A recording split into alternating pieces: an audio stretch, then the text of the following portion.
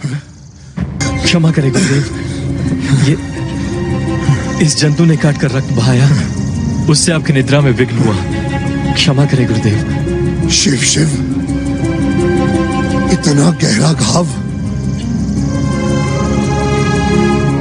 ऐसी कड़ी वेदना, फिर भी तुम हिले नहीं, तुम अडिग रहे।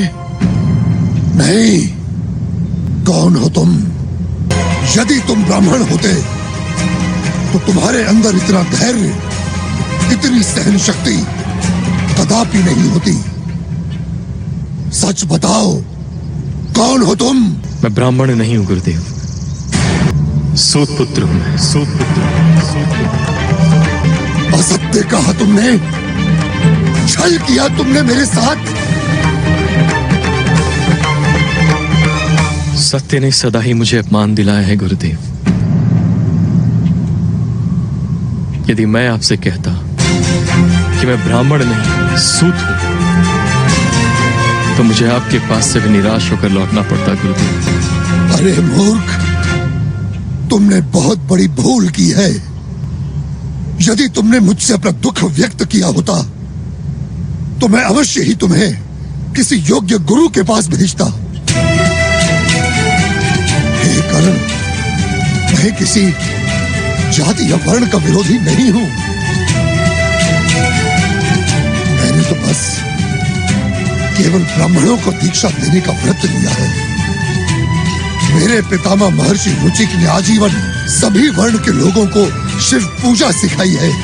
यदि तुम सत्य बोलते पुत्र, यदि तुम सत्य के मार्ग पर चलते तो तुम्हें लाभ अवश्य होता। हे कर्ण, तुम ये कैसे भूल गए कि असत्य आत्मा की निर्बलता का दूसरा नाम है, और जगत की कोई भी विद्या निर्बलता को फल नहीं देती पुत्र, नहीं देती। निर्बल मनुष्य की विद्या भी ठीक परीक्षा के समय नष्ट हो जाती है, उसके किसी काम नहीं आती। ये मेरा श्राप नहीं है पुत्र, वास्तविकता है, जीवन का सत्य है। जाओ कर्ण, जीवन में एक समय ऐसा आएगा जब तुम्हारे लिए परीक्षा का सबसे बड़ा क्षण होगा। तो उसी क्षण तुम्हारी विद्या तुम्हारा साथ छोड़ देगी, लुप्त हो जाएगी, तुम्हारे किसी काम नहीं आएगी।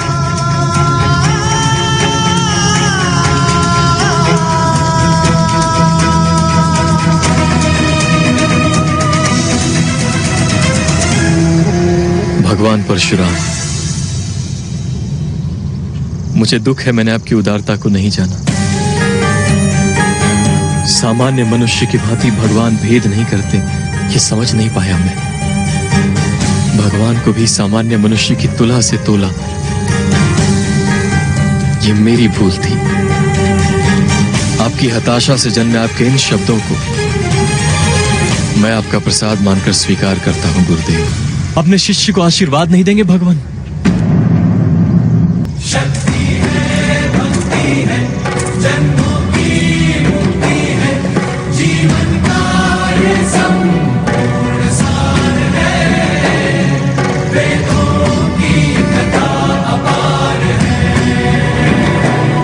तुम्हारा संघर्ष और तुम्हारी भूल दोनों आने वाले समय में अनेक युवाओं का मार्गदर्शन करेंगे।